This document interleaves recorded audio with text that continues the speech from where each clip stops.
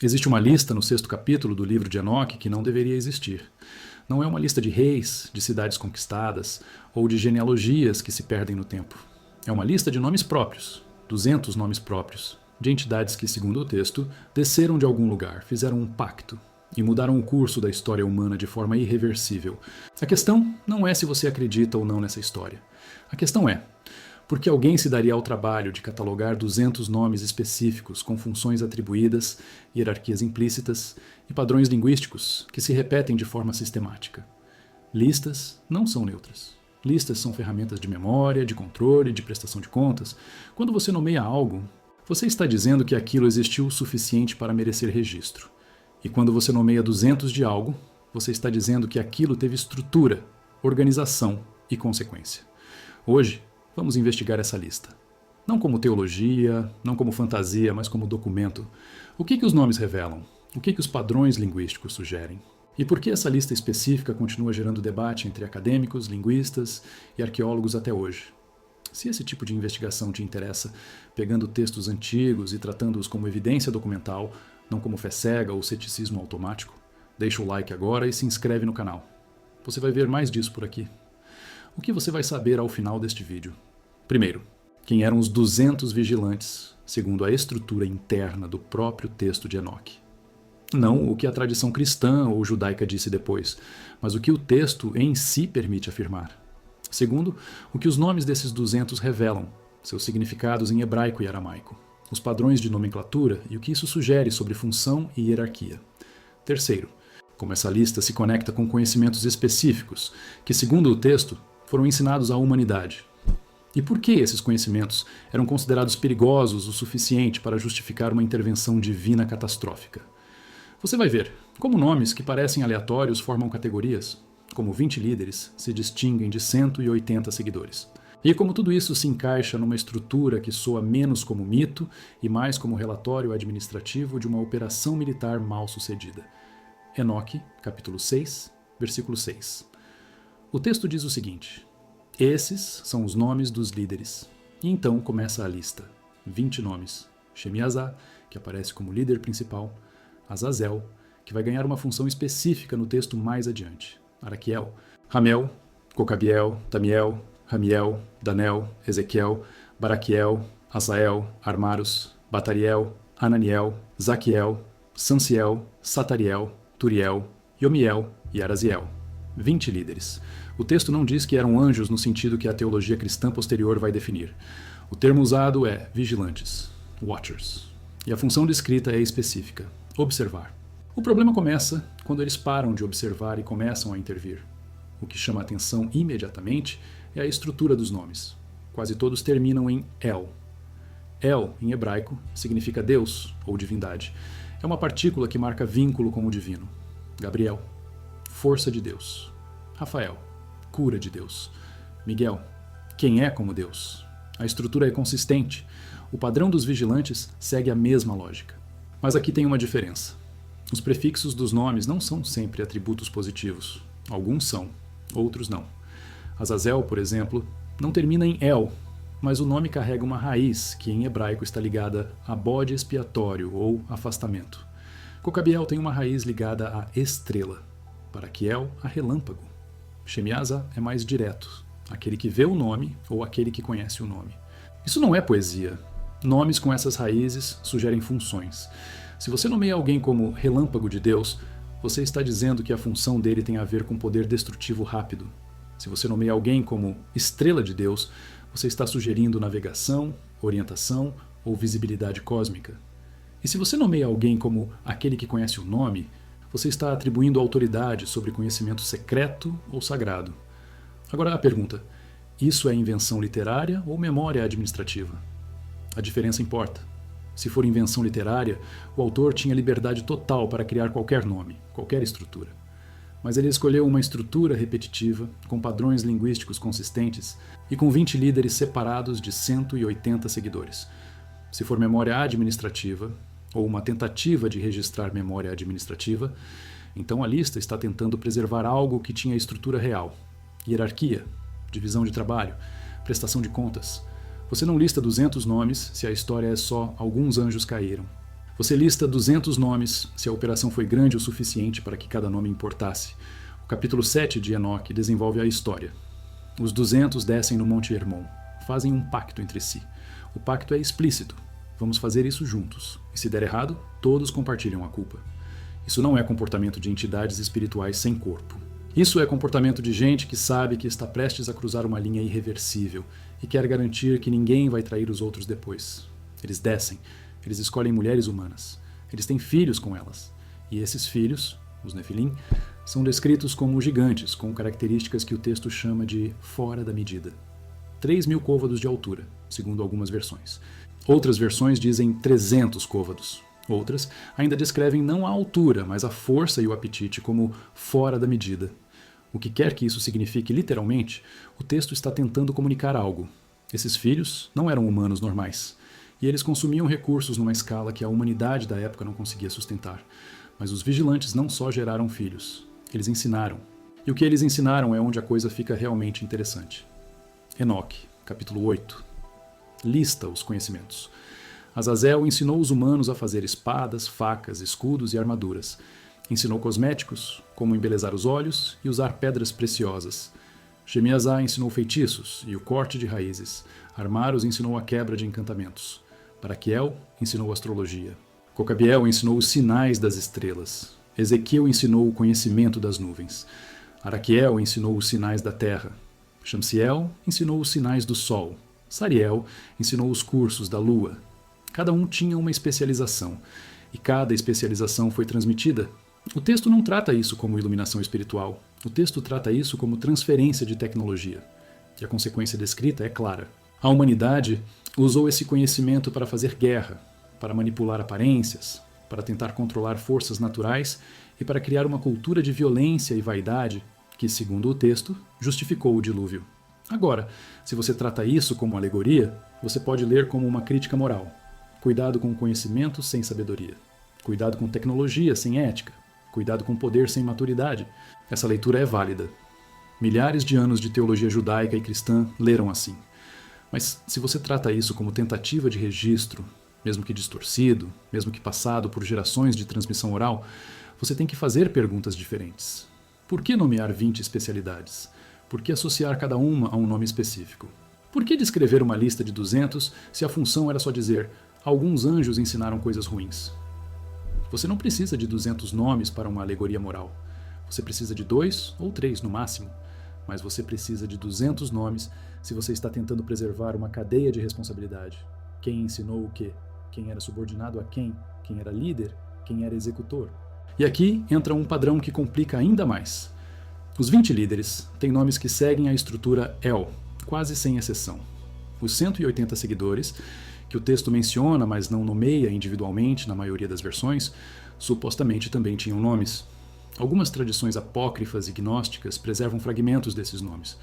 Outros textos, como o Livro dos Jubileus, mencionam os vigilantes, mas simplificam a lista. O Gênesis, capítulo 6, que é anterior ou posterior, dependendo de como você data os textos, menciona filhos de Deus, que se casaram com filhas dos homens, e geraram homens de renome, mas não dá nomes. Enoque dá nomes, e isso levanta a questão: por que Enoque preservou o que Gênesis omitiu? Uma resposta possível. Enoque foi escrito para um público que já conhecia os nomes. A função do texto não era inventar, mas organizar e interpretar. Se você já sabe que existem tradições orais sobre os que desceram, sobre os observadores que falharam, sobre aqueles que ensinaram demais, então o texto de Enoque pode estar funcionando como tentativa de sistematizar essas tradições, de criar uma lista canônica, de dizer: esses são os nomes, essas são as funções, essa é a hierarquia e essa é a consequência. Isso não prova que os eventos aconteceram literalmente, mas sugere que o texto está tentando organizar algo que já existia na memória cultural. E quando memória cultural é específica o suficiente para preservar 200 nomes com padrões linguísticos consistentes, ela para de soar como mito puro e começa a soar como registro distorcido de algo real. Agora a contradição: se isso é memória distorcida de algo real, o que seria o algo real? Uma resposta convencional: memória de contato cultural. Povos tecnologicamente mais avançados interagindo com povos menos avançados. Conhecimento metalúrgico, astronômico, agrícola sendo transmitido. Conflitos resultantes. miscigenação. E depois, quando os avançados partem ou são destruídos, a memória deles é preservada como seres divinos, ou gigantes, ou aqueles que sabiam demais. Essa explicação funciona para muitos mitos de contato cultural, mas ela tem um problema aqui. Por que os nomes? Se a memória é só de contato cultural genérico, por que preservar 20 nomes de líderes com padrões linguísticos hebraico-aramaicos consistentes? Isso sugere que o texto foi composto dentro de um contexto cultural específico que tinha acesso a tradições nominais específicas. Não é invenção aleatória, é catalogação. Outra resposta possível: o texto está usando linguagem mitológica para descrever eventos políticos ou sociais reais. Os vigilantes seriam uma casta sacerdotal, uma elite governante, ou um grupo de sábios que detinham conhecimento restrito e que, em algum momento, decidiram disseminar esse conhecimento fora dos canais autorizados. Isso gerou caos, isso gerou guerra, isso gerou colapso social. E a memória desse colapso foi preservada como queda dos anjos. Essa leitura também funciona. E ela explicaria por que os conhecimentos listados são tão específicos e práticos. Metalurgia, astrologia, medicina herbácea, cosméticos, encantamentos. Esses não são conhecimentos abstratos, são tecnologias. E tecnologias têm professores, e professores têm nomes. E se esses professores foram considerados traidores por uma ordem estabelecida, seus nomes seriam preservados não como heróis, mas como advertência. Mas aqui tem um detalhe que nenhuma dessas explicações resolve completamente: o Monte Hermon. O texto diz que os 200 desceram especificamente no Monte Hermon e fizeram um pacto ali. Monte Hermon fica na fronteira entre Líbano, Síria e Israel.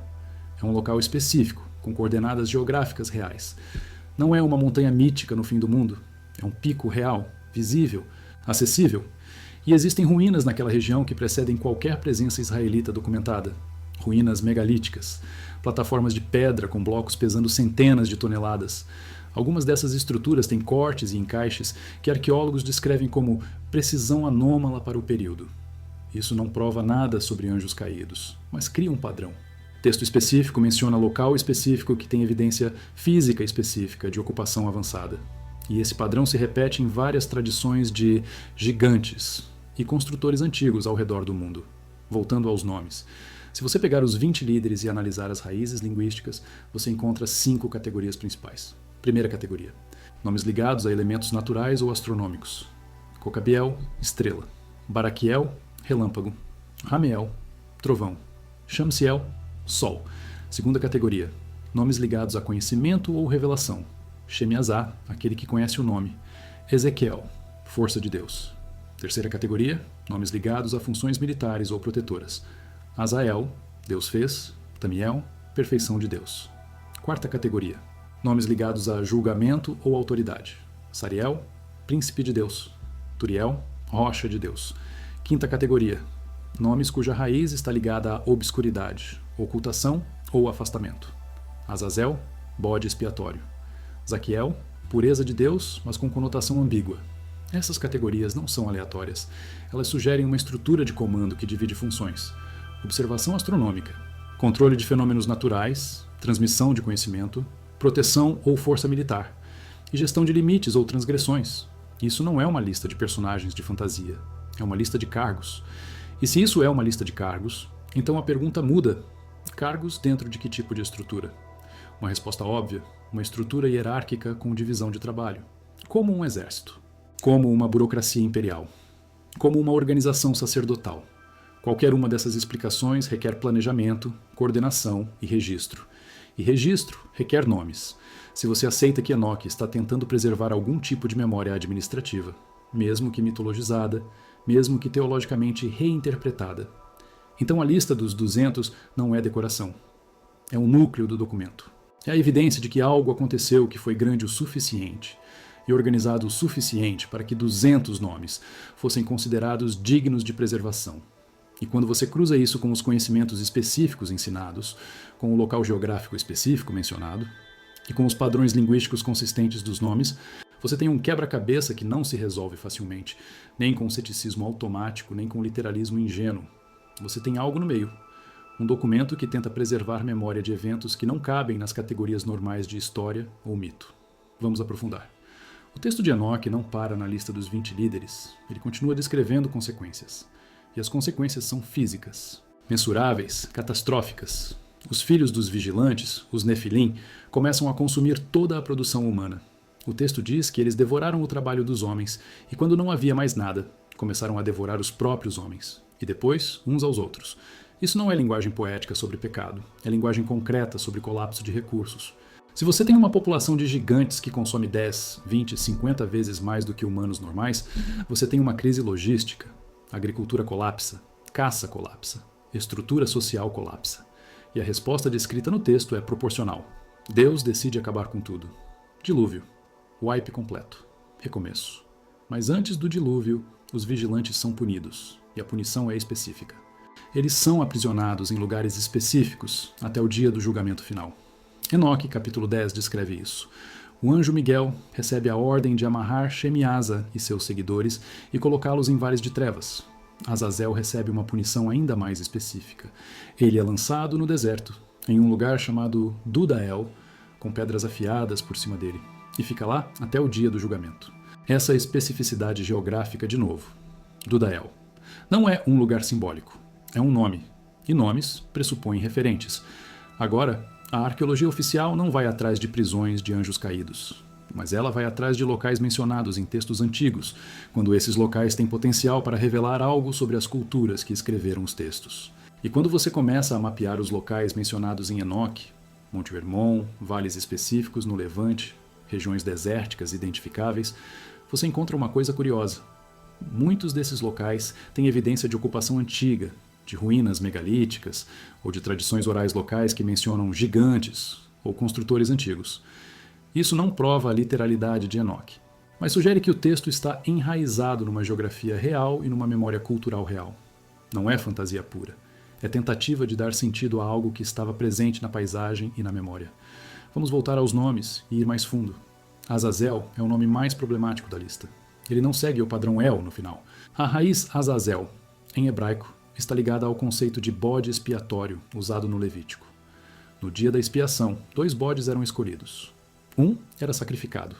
O outro, o bode expiatório, era enviado para o deserto para Azazel. A maioria das traduções modernas traduz isso como para remoção ou para afastamento. Mas o texto original usa La Azazel, para Azazel. Como se Azazel fosse um lugar, ou uma entidade, ou ambos.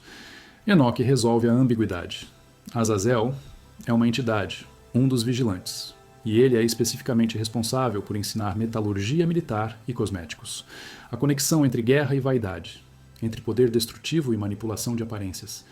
E ele é jogado em Dudael, amarrado, coberto de pedras afiadas em escuridão, até o dia do julgamento, quando ele será lançado no fogo. Isso soa como punição, mas também soa como contenção, como se a preocupação não fosse só castigo moral, mas impedir que ele continue operando. Se você lê isso como alegoria, você pode interpretar Azazel como símbolo da tentação material, guerra e vaidade, poder e superfície. Essa leitura funciona e é teologicamente sólida. Mas se você lê isso como tentativa de registro, você tem que perguntar: por que essa figura específica recebe uma punição geograficamente específica diferente dos outros? Por que Shemiasa e os outros são amarrados em vales, mas Azazel é isolado em Dudael, com pedras afiadas? A resposta possível: Azazel era considerado mais perigoso, ou tinha habilidades que os outros não tinham, ou representava uma ameaça contínua que exigia contenção adicional. De novo, isso não prova a literalidade, mas mostra que o texto está operando com lógica interna consistente. Não é fantasia aleatória. É narrativa estruturada com regras. Shemiasa, o líder. O texto deixa claro que ele foi quem propôs o plano: descer, tomar mulheres humanas, ter filhos, e ele é quem articula o medo. E se eu fizer isso sozinho e vocês não fizerem? Então eu vou carregar toda a culpa sozinho. Por isso o pacto. 200 fazem o juramento juntos, no Monte Hermon. O nome Hermon, em hebraico, vem de Eren, que significa pacto ou algo consagrado. O local é nomeado por causa do evento, ou o evento escolhe o local por causa do nome. O texto não esclarece, mas a conexão está lá. E Shemiasa, como líder, é o primeiro a ser punido. Ele é pendurado entre o céu e a terra, numa posição de tormento contínuo. Não está morto, não está vivo, está suspenso. E essa suspensão é descrita como sendo visível, como um sinal, como uma advertência. De novo, especificidade. Não é só ele foi punido, ele está pendurado em um lugar específico como advertência visível. Isso requer geografia. Requer testemunhas. Requer que a história seja contada em contexto onde as pessoas possam verificar, ou pelo menos referenciar. Os 20 líderes foram nomeados, mas os 180 seguidores, na maioria das versões de Enoque, não são nomeados individualmente. Isso levanta a questão: por que nomear 20 e não 200? Uma resposta possível: limitações de memória oral. Preservar 20 nomes através de gerações de transmissão oral é viável. Preservar 200 é muito mais difícil. Então o texto preserva a estrutura de comando, os 20, e resume os outros como "e os que estavam com eles". Mas algumas tradições apócrifas e gnósticas posteriores tentam preencher essa lacuna. Textos como o Livro dos Jubileus, textos gnósticos como Pistis Sophia e fragmentos de manuscritos do Mar Morto mencionam outros nomes. Alguns correspondem aos 20 de Enoque, outros são adições, outros são variações dos mesmos nomes com ortografias diferentes. Isso sugere que a tradição dos vigilantes era mais ampla do que o texto canônico de Enoque preservou, e que diferentes comunidades preservaram diferentes versões da lista. Isso é padrão em tradições orais que depois viram texto. Você tem um núcleo estável, os 20 líderes, as funções principais, o evento central, e você tem variações periféricas que mudam dependendo de quem está contando a história. Mas o núcleo permanece. E quando o núcleo permanece através de múltiplas fontes independentes, isso aumenta a probabilidade de que o núcleo está preservando algo que realmente existia na memória cultural. Não necessariamente algo que aconteceu literalmente da forma descrita, mas algo que foi significativo o suficiente para ser preservado com consistência através de gerações e através de comunidades separadas. Agora vamos falar sobre os conhecimentos ensinados de novo, mas com mais detalhe. Azazel ensina metalurgia militar. Espadas, facas, escudos, armaduras. Isso é conhecimento que muda o equilíbrio de poder. Antes da metalurgia, guerra é com pedra, madeira, osso. Depois da metalurgia, guerra é industrial. Produção em escala. Especialização. Logística. Se você tem acesso a metal e seu inimigo não tem, você vence. Sempre. E se esse conhecimento é introduzido de repente numa sociedade que não tinha, a consequência é colapso das estruturas de poder anteriores. Novas elites emergem. Antigas elites são destruídas, e a memória disso pode facilmente ser preservada como conhecimento proibido trazido por seres de fora. Braquiel ensina astrologia, não astronomia pura, astrologia, a ideia de que os movimentos dos corpos celestes influenciam eventos terrestres, e isso dá a quem sabe prever poder sobre quem não sabe.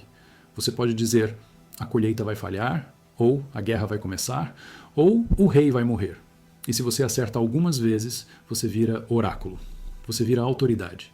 E esse tipo de conhecimento era restrito em sociedades antigas, sacerdotes, astrônomos reais, escribas de elite. Quando esse conhecimento vaza para fora dos canais autorizados, você tem crise de autoridade. E a resposta comum é demonizar quem vazou.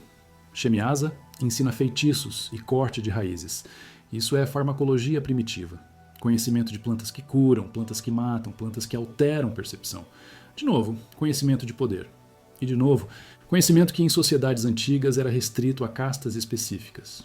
Xamãs, curandeiros, sacerdotes. Quando esse conhecimento se espalha, você tem tanto benefício quanto caos. Pessoas curando a si mesmas sem intermediários. Mas também pessoas se envenenando. Ou usando plantas para envenenar outros. Ou usando plantas alucinógenas de formas não controladas. A consequência é instabilidade social. E a memória dessa instabilidade pode facilmente ser preservada como conhecimento perigoso trazido por aqueles que não deveriam ter ensinado. Você lê isso como metáfora, memória histórica, mistura das duas ou outra coisa. O que te convence mais? A interpretação de que esses textos preservam memória de contato cultural e transferência de tecnologia, ou a leitura de que são alegoria moral sobre os perigos do conhecimento sem sabedoria? Deixa nos comentários. Quero saber. Vamos falar sobre características físicas, porque até agora focamos em nomes, funções, conhecimentos, mas o texto de Enoque também descreve os Nefilim, os filhos dos vigilantes, com características físicas específicas, gigantes. 3.000 côvados em algumas versões, 300 em outras. Mas não é só a altura. O texto descreve força descomunal, apetite insaciável e, em algumas traduções e textos relacionados, aparência anômala. Alguns textos apócrifos mencionam 6 dedos em cada mão, olhos que brilham, cabelo ruivo ou branco desde o nascimento, pele pálida ou avermelhada. Essas descrições aparecem não só em Enoque, mas em outros textos do Segundo Templo e em tradições orais judaicas preservadas no Talmud. Agora, aqui entra algo que complica. Existe uma teoria recente, proposta por pesquisadores como Paul Stobbs, de que essas características físicas anômalas descritas nos textos podem ter sido preservadas culturalmente em imagens de palhaços. A ideia é que palhaços, com suas proporções exageradas, mãos grandes, pés grandes, maquiagem que distorce traços faciais e comportamento que mistura o cômico com o perturbador, podem ser uma forma cultural distorcida de preservar memória de seres que tinham aparência fora do padrão humano normal. Isso soa absurdo à primeira vista, mas quando você olha para a história de palhaços em diferentes culturas, não só o palhaço de circo moderno, mas figuras como arlequins medievais, bufões de corte, entidades folclóricas como o Pied Piper, personagens de comédia dell'arte, você encontra padrões curiosos. Muitos deles são descritos como tendo proporções estranhas, muitos têm conotações sinistras, não só cômicas, muitos são associados com liminaridade, a fronteira entre o humano e o não humano, o sagrado e o profano, o riso e o terror. Paul Stobbs argumenta que elites modernas, especialmente em sociedades secretas e contextos ocultistas, usam simbologia de palhaço não por acaso, mas como forma de referenciar memória antiga de Nefilim e vigilantes. Ele apresenta evidências de aparições de palhaços em rituais, em arte de elites, em contextos que não fazem sentido se palhaços são só entretenimento infantil. E ele conecta isso com descrições textuais dos Nefilim, como tendo traços físicos que os faziam parecer outros, simultaneamente fascinantes e aterrorizantes. Essa teoria não é mainstream, mas ela levanta uma pergunta válida. Se os Nefilim tinham características físicas distintivas, o suficiente para serem descritas em múltiplos textos, como essas características seriam preservadas culturalmente ao longo de milênios depois que os próprios Nefilim foram destruídos? Uma forma é através de texto. Outra é através de imagem. E se imagem, então através de quê? Estátuas, pinturas, máscaras, personagens folclóricos, arquétipos culturais. Palhaços seriam uma dessas formas? A objeção óbvia. Isso é especulação sem evidência direta. E é. Não existe um texto antigo que diga "e os Nefilim pareciam palhaços", mas existe um padrão.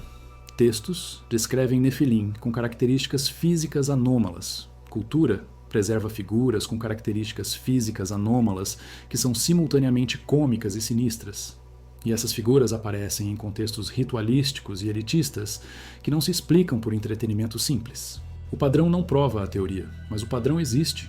E quando padrões existem, perguntas precisam ser feitas, mesmo que as respostas não sejam definitivas. Voltando aos vigilantes. O que acontece com eles depois da punição? Segundo Enoque, eles ficam aprisionados até o dia do julgamento final, mas o texto também sugere que eles ainda têm influência. Os espíritos dos Nefilim, que foram mortos no dilúvio, continuam vagando pela terra como espíritos malignos, demônios, e esses espíritos continuam tentando levar humanos a pecar, a guerrear, a adorar ídolos. Então a influência dos vigilantes não termina com a prisão deles, ela continua através da descendência espiritual. Essa é a leitura teológica tradicional. Mas se você lê isso como memória cultural, você pode interpretar de outra forma. Os vigilantes representam uma elite antiga, uma casta de conhecimento que foi destruída ou exilada, mas cujas ideias, tecnologias e métodos continuaram circulando. O conhecimento não morre quando as pessoas morrem. Ele se espalha, ele muta, ele é readaptado. E a memória de quem trouxe esse conhecimento é preservada como aqueles que não deveriam ter ensinado, mas ensinaram. E a consequência desse ensino é descrita como caos perpétuo, porque tecnologia sem contexto social adequado sempre gera caos, sempre gerou, sempre vai gerar.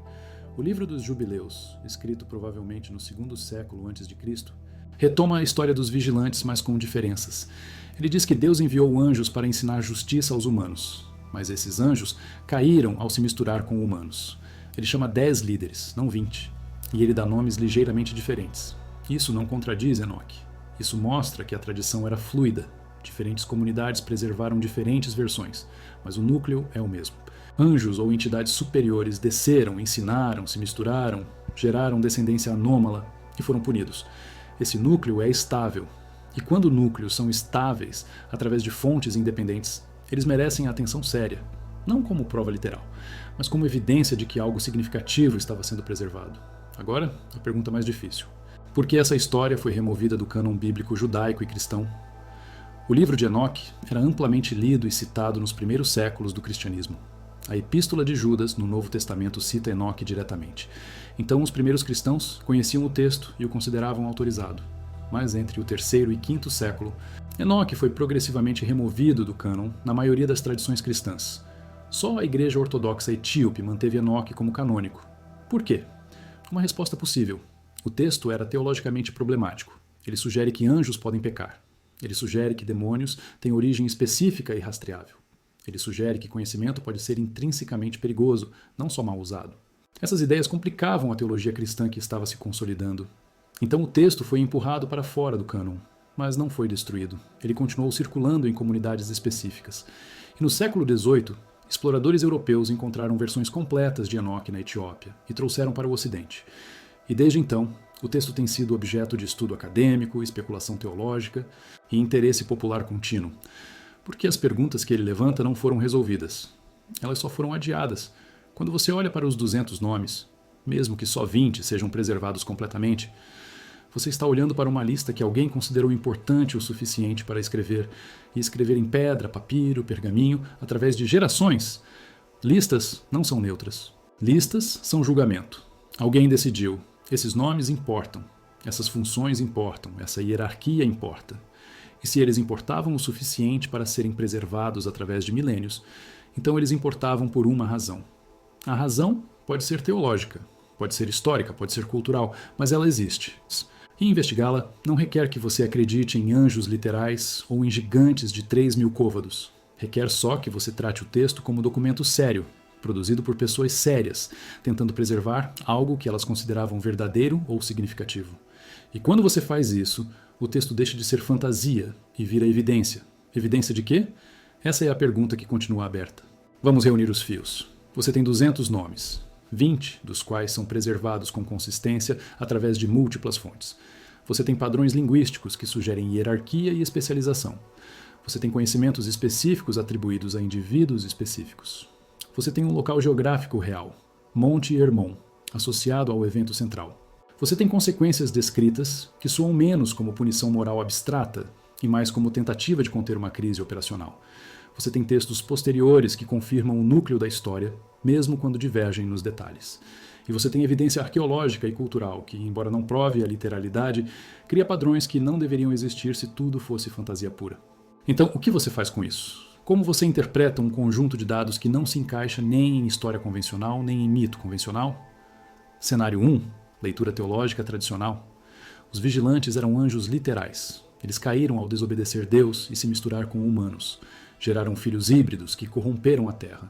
Deus interveio com o dilúvio. Os vigilantes foram aprisionados. Os espíritos dos Nefilim se tornaram demônios. Fim da história. Essa leitura tem a vantagem da consistência interna com teologia judaico-cristã. Ela explica a origem do mal. Ela explica por que demônios existem.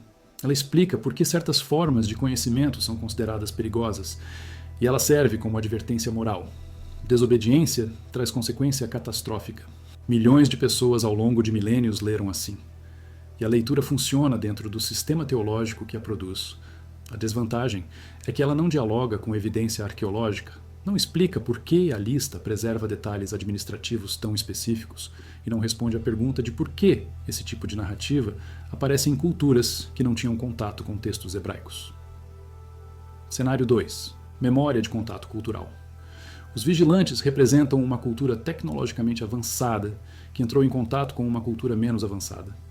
Eles tinham um conhecimento metalúrgico, astronômico, medicinal, que para a cultura receptora parecia mágico ou divino. Eles se misturaram com a população local, geraram descendência que tinha características físicas diferentes, talvez altura, força, aparência étnica distinta, que foram exageradas na memória como gigantes. Eles ensinaram suas tecnologias. Isso desestabilizou as estruturas de poder locais. Eventualmente, houve conflito. A cultura avançada foi destruída, exilada ou partiu. Mas a memória do contato permaneceu.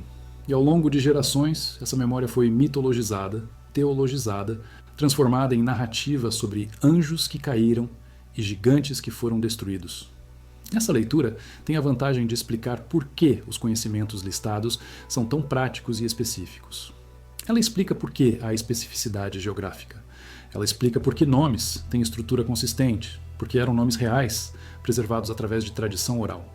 A desvantagem é que não há evidência arqueológica direta de uma cultura super avançada no Levante, no período relevante. E memória oral não costuma preservar 200 nomes através de milênios sem sistema de escrita. Cenário 3.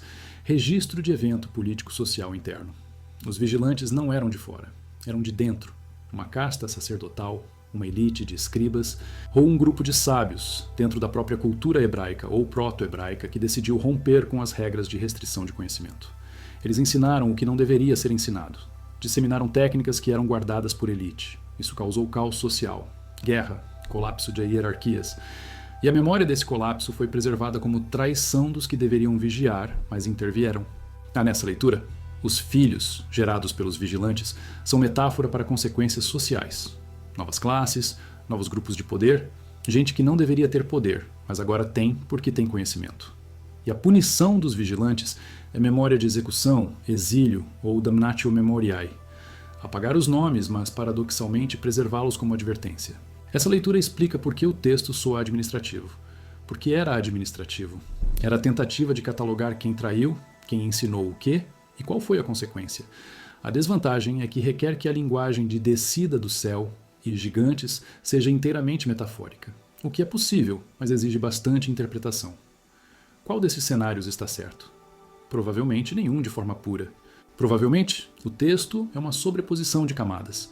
Memória de eventos reais, interpretação teológica, elaboração literária, transmissão oral com modificações e depois fixação em texto escrito. O que fica de pé, através de todas as camadas, é o núcleo. Algo aconteceu que envolveu um grupo grande o suficiente para que 200 nomes fossem preservados. Esse algo envolveu transferência de conhecimento específico. Teve consequências consideradas catastróficas o suficiente para justificar intervenção divina na memória da cultura. E deixou marcas tanto em texto quanto em memória cultural que persistem até hoje. Esse algo pode não ser literalmente anjos descendo do céu, mas também não é nada. É algo no meio. E o meio é onde as perguntas interessantes ficam. Agora vamos falar sobre implicações modernas. Por que esse texto importa hoje? Por que não é só curiosidade de arqueólogos e teólogos? Porque a estrutura do texto, conhecimento perigoso, elite que o controla, consequências catastróficas quando ele vaza, tentativa de conter os responsáveis, é uma estrutura que se repete. Você vê isso na história da energia nuclear. Conhecimento restrito a poucos, vazamento, armas, tentativa de controle através de tratados. Você vê isso na história da internet. Ferramenta militar, liberada para civis, consequências sociais que ninguém previu. Tentativa de controle através de regulação que sempre chega tarde. Você vê isso em biotecnologia, em inteligência artificial, em qualquer tecnologia suficientemente poderosa. O padrão é sempre o mesmo. Conhecimento sai da caixa, consequências não são controláveis. Alguém tenta fechar a caixa depois e nunca funciona completamente. Os vigilantes, nessa leitura, não são personagens de fantasia, são arquétipo. São o padrão de aqueles que sabiam demais e ensinaram para quem não estava pronto. E esse padrão é eterno. Algumas tradições esotéricas modernas levam isso mais longe. Elas argumentam que os vigilantes não foram completamente contidos, que a influência deles continua através de linhagens, através de sociedades secretas, através de conhecimento passado de mestre para discípulo em cadeias ininterruptas. Isso entra em território de teoria conspiratória rapidamente. Mas a pergunta subjacente é válida. Se conhecimento realmente poderoso foi obtido em algum momento no passado, onde ele está agora? Foi perdido? Foi destruído? Ou foi preservado por grupos específicos que o consideram valioso demais para ser compartilhado? História mostra que conhecimento raramente é destruído completamente. Ele é escondido, codificado, transmitido de forma restrita. Sociedades secretas existem, sempre existiram. E muitas delas alegam preservar conhecimento antigo. Quanto disso é real e quanto é performance é discutível, mas o padrão existe. E o padrão rima com a estrutura de Enoch. Conhecimento poderoso, grupo que o controla, consequências para quem está fora do grupo. A conexão com simbologia de palhaço que Paul Stobbs propõe entra aqui.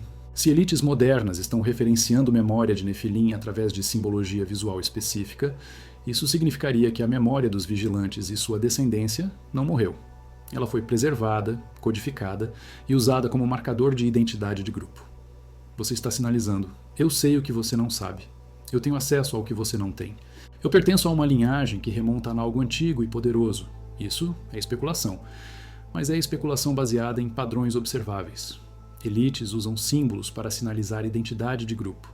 Sempre usaram. E quando os símbolos escolhidos são aparentemente bizarros ou desconectados de contexto óbvio, como palhaços em rituais, a pergunta por que esse símbolo é válida. A resposta pode não ser Nefilim, mas a resposta precisa existir. E até que uma resposta melhor apareça, a teoria de Stobbs permanece como uma das tentativas de explicar o padrão. Voltando aos nomes uma última vez. Se você pegar os 20 líderes e tentar reconstruir o organograma, o que você vê? Você vê Shemiasa no topo, comando geral.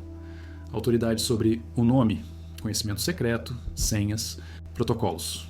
Abaixo dele, você tem especialistas. Azazel, guerra e aparência. Cocabiel, navegação estelar. Baraquiel, previsão através de astrologia. Shamsiel e Sariel, ciclos solares e lunares, calendários. Ezequiel e Armaros, conhecimento de sinais naturais, terremotos, clima, recursos. Tamiel e Turiel, funções que o texto não especifica completamente, mas que os nomes sugerem ligação com solidez. Fundação, construção. Ramiel e Ramiel, fenômenos atmosféricos, trovões, tempestades. Azael e Danel, júris, julgamento, aplicação de regras. Zaquiel e Samsiel, purificação, separação entre sagrado e profano. Satariel, Yomiel, Araziel. Funções obscuras, mas os nomes sugerem limites, ocultação, mistério. Isso não é lista de personagens de fantasia. Isso é lista de departamentos de uma organização complexa.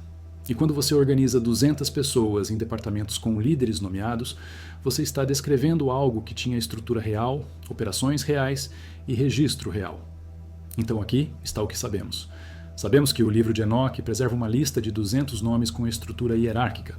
Sabemos que 20 desses nomes são consistentemente preservados através de múltiplas fontes. Sabemos que esses nomes seguem padrões linguísticos que sugerem funções específicas. Sabemos que o texto atribui conhecimentos específicos a indivíduos específicos. Sabemos que o local mencionado, Monte Hermon, é real e tem evidência de ocupação antiga.